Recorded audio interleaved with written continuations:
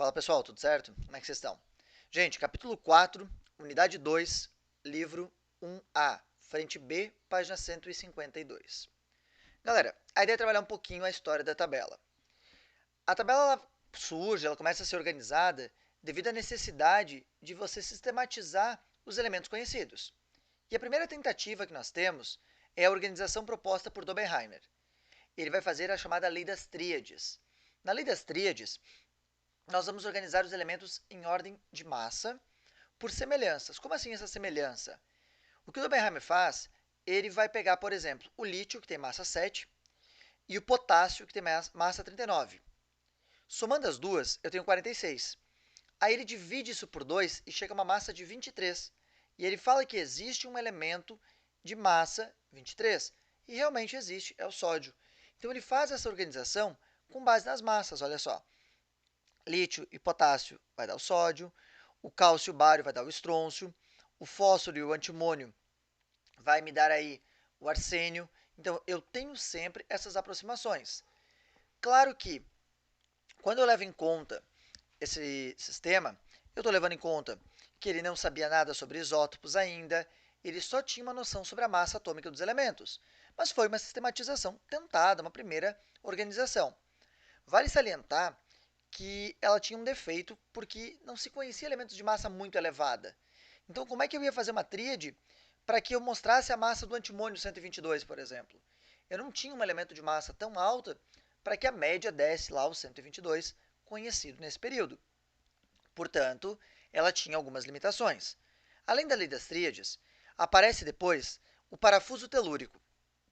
A ideia do parafuso telúrico era colocar os elementos, então, em forma de uma espiral com ângulos de 45 graus e, um abaixo do outro, os elementos com propriedades semelhantes. Por exemplo, o lítio, o sódio e o potássio apresentavam propriedades químicas semelhantes. Então, eles deveriam estar um sobre o outro. Ou ainda, o berílio, o magnésio e o cálcio são elementos que hoje nós sabemos que também pertencem a uma mesma família da tabela periódica, ou seja, que realmente têm propriedades químicas semelhantes. Tranquilo? Segunda tentativa, parafuso telúrico. Depois do parafuso telúrico, a gente tem uma tentativa que é a lei das oitavas. Eu acho esse cara fantástico. Ele foi bastante refutado naquele período. Tá? Qual que é a ideia das oitavas aqui do Newlands? Ele organizou os elementos conforme as notas musicais. Então, ele organizou também por ordem crescente de massa, só que esse é o primeiro que vai introduzir um conceito que nós sabemos, ó, tabela periódica. Ele coloca o conceito de periodicidade para os elementos. Então, as propriedades elas devem se repetir a um certo período, que ele colocou como as oitavas, tal qual as notas musicais. A lei das oitavas dele está aqui, ó. Olha a comparação com as notas musicais e do lado os elementos. Claro que funcionou muito bem até o elemento 20, até o cálcio. Depois do cálcio, isso começou a falhar. Por exemplo, quando eu chego lá no ferro, ele vai colocar o ferro, que é o 26, como sendo, olha só, 15, 16, 17, 18, aqui, ó, 15, 16, 17, 18, 19, 20, 21, 22, 23, 24, 25, 26. Então ele vai dizer que o ferro tem características semelhantes ao carbono e ao silício. E nós sabemos que isso não acontece. Então, ele falha após o 20, mas para os primeiros elementos isso funcionou legal. Falei que eu gosto e acho legal a estrutura do Newlands por causa do conceito de periodicidade que baseia toda a nossa tabela hoje em dia. Esse cara ele foi motivo de piada, tá? Chegaram a perguntar para ele se não tinha uma organização conforme as iniciais do nome dele. Se ao invés de ele usar as notas musicais, não tinha aí como usar então os elementos, os átomos, perdão, organizados, ou os elementos organizados, com as letras do nome dele, com as iniciais do nome dele. Vale salientar que a gente está falando de um período onde ciência e arte estão se separando. Então, imagina eu tentar explicar a ciência usando a arte. É claro que foi refutado. Tá? Mas ele fez bastante coisa bacana nesse modelo dele aqui, principalmente relacionado ao conceito de periodicidade.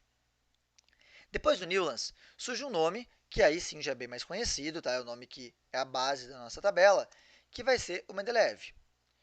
Esse russo, ele organizou 60 elementos, conhecidos na época, em ordem de massa. Ele percebeu que existiam relações entre as propriedades e a periodicidade. Então, ele criou grupos, olha só, conforme com quem esses compostos reagiam. Então, se reagia na proporção de 2 do elemento para 1 do oxigênio, de 1 do elemento para 1 do oxigênio, ou de 2 para 3, de 1 para 2. Reação também com o hidrogênio. Ele tentou organizar os elementos que aí eram conhecidos. Tá? A tabela dele é essa parte colorida aqui de cima, essa linha em verde. Eu só deixei a figura original para não adulterar, mas não aparece toda ela na tabela dele também. Tá? A gente tem isso aqui tratado à parte pelo Mendeleev. Ele previu a existência de alguns elementos. Então, olha só, ele não conhecia todos os elementos, mas a sacada desse cara foi deixar espaços vazios. Essa aqui seria a tabela dele reorganizada, tá? E deixar aqui alguns espaços, como por exemplo, olha, deve existir um elemento 44, deve existir um elemento 68. O legal é que nesses espaços dá para a gente tentar aplicar a primeira organização, lá a lei das tríades, olha só, cálcio 40, titânio 48, deve existir um elemento de massa 44. E se a gente vai na tabela periódica e procuramos entre o cálcio e o titânio, existe o átomo de escândio, que tem massa aproximadamente 44 também. Então, quer dizer, ele previu espaços para, quando novos elementos fossem descobertos, serem preenchidos. Tá? Ele não teve uma prepotência de achar que ele já conhecia tudo sobre os elementos. Isso é bastante bacana na ciência.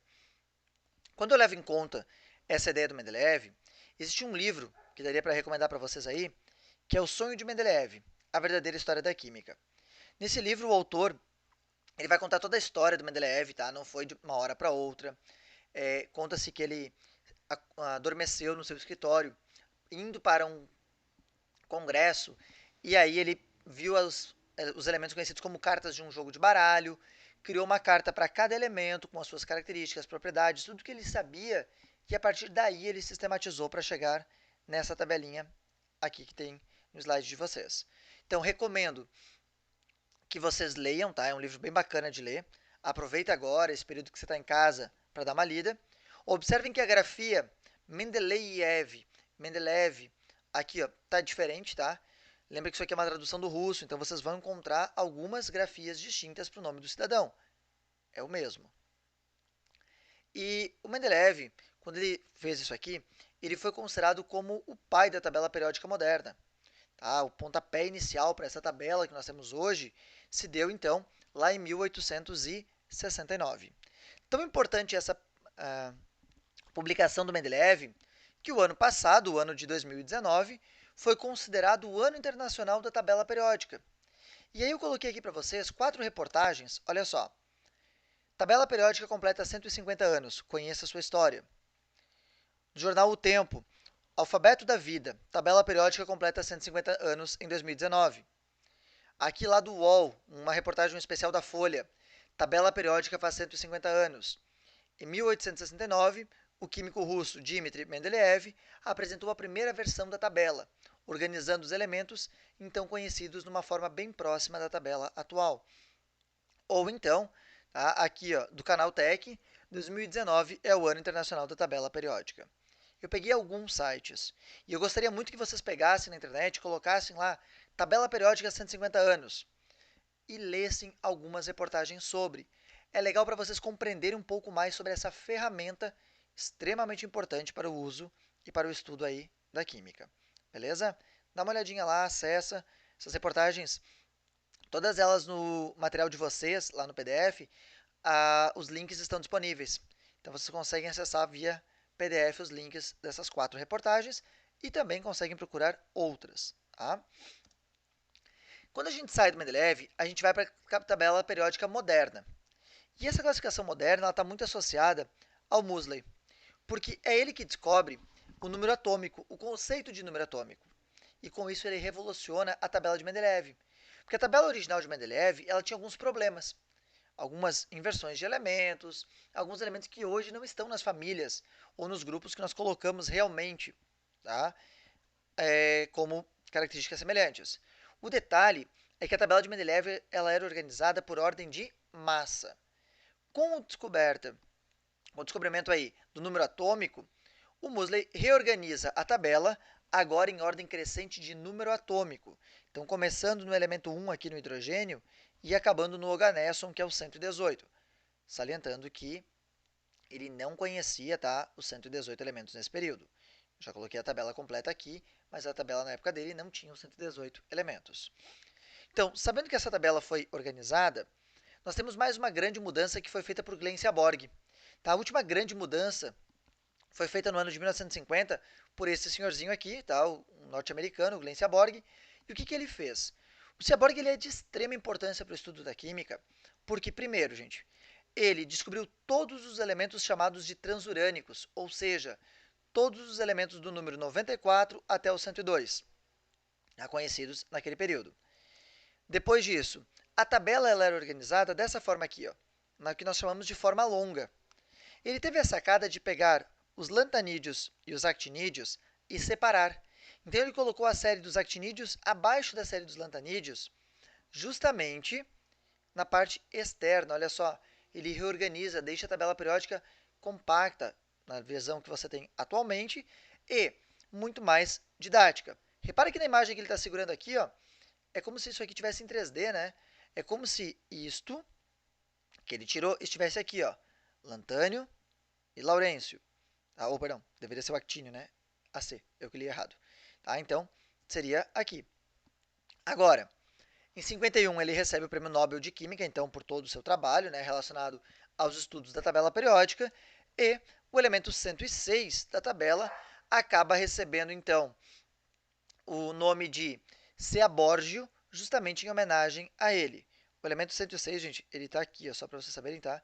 O símbolo dele é um SG. Claro, SG, né? Do Seaborg. Então, um elemento em homenagem a ele. Lembrando que na tabela é muito comum nós vermos nomes de elementos em homenagem a cientistas. Tá? Depois você pega a tabela e dá uma procurada aí. A nossa tabela atual, como é que ela está organizada? A nossa tabela atual ela é organizada em 18 famílias ou colunas. Tá? Vamos botar ela aqui. Ó. Então, ela é numerada do número 1 ao 18, sendo que cada coluna representa uma família. Ela tem 118 elementos, começando, como eu falei, no hidrogênio e acabando no oganesson. E ela tem 7 períodos. As camadas lá do modelo atômico de Bohr. Então, camada K, L, M, N, O, P e Q. Os 7 períodos. Que você, usando o número quântico, já fez uma boa correlação. Ela está organizada em ordem crescente de número atômico. E vale salientar que ela está numerada ó, de 1 a 18 e antigamente ela era usada 1A, 2A, 3A, 4A, 5A, 6A, 7A, 0 ou 8A, dependia da tabela. E aqui começava com os elementos B, porque essa tabela é dividida em duas macro-regiões. Os elementos representativos e os elementos de transição. Mas isso já é spoiler lá para a nossa próxima aula. Então, da história da tabela, nós precisamos conhecer aí, lembrando, lei das tríades, parafuso telúrico, lei das oitavas, leiam, procurem um pouquinho sobre o Mendeleev e depois, principalmente, a inversão do Musley para colocar a ordem de número atômico e o Seaborg com os lantanídeos e actinídeos. Tá? Lembra que a gente falou ali, ó? Então, do 92 em diante, né? Então, do Neptúnio até aqui, ó, o Laurêncio, praticamente até o Nobélio, na verdade, tá? Toda essa linha de elementos aqui, ó, 93, 94, 95, 96, 97, 98, 99, 100, 101 e 102 foram os elementos descobertos pelo Glenn Seaborg. Os outros elementos vieram sendo descobertos depois, até os últimos reconhecidos, né? Aqui, ó, os elementos 114, 115, 116, 117 e 118. Beleza? Galera, da parte histórica da tabela, é isso que vocês precisam reconhecer. Tá? Eu sugiro para vocês, do nosso livro, página 160, do 1 ao 7, 162, o 2, o 4 e o 7, página 163, o 8 e o 9. Tá? Façam esses exercícios, por favor. Lá na plataforma de estudos, vocês vão encontrar uma atividade que é a semana 3, tabela periódica. Atendendo ao pedido da semana 2 ter esticado um pouquinho a atividade, eu vou esticar a atividade da semana 3 também no estudos. Então, ela vai começar só no dia 7, que é terça-feira, e vai acabar no dia 10, que é a outra terça-feira. Beleza? Então, ó, a tabela periódica semana 3, atividade, vai ficar, na verdade, durante o período da nossa semana 4. Como alguns alunos me pediram para aumentar o prazo aí da semana 2, eu aumentei ele para o dia 6, então eu vou colocar isso do dia 7, só para não ficarem duas atividades simultâneas para vocês. Tranquilo? Gente, sempre uma honra, muito obrigado e até a próxima. Abraço.